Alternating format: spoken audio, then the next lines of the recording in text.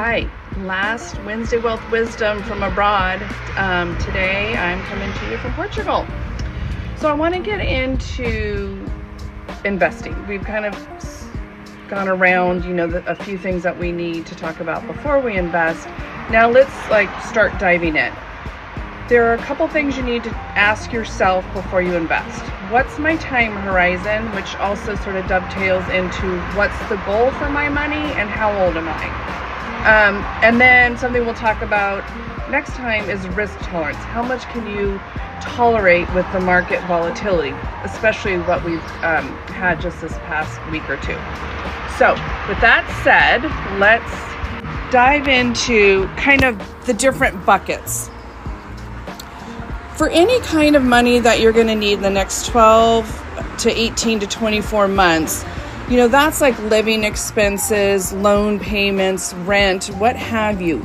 You want to not really invest, aggressively. You just want to have your money in something that's going to keep up with the rate of inflation, like we talked about. So we're looking at safety, certificates of deposit, otherwise known as CDs, money markets, or high-yielding savings accounts. You don't want this money to be susceptible to market volatility, because if you need to pull it out to buy something or pay something and it's a bad day in the stock market, you don't want to have to do that. So this money for the next 12 to 18 to 24 months should be safe.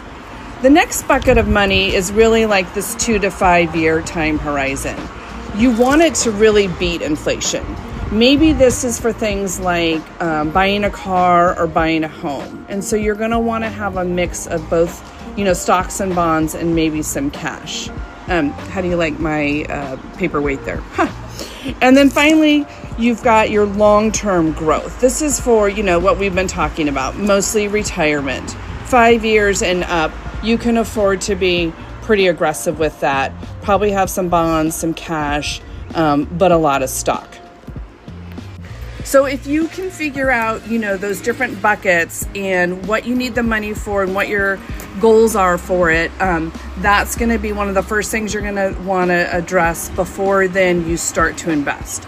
So next week we'll talk a little bit about risk tolerance, and then we're going to dive into what's a stock, what's a bond, in the mix. So anyway, that is it from abroad, and I will talk to you all next week from home.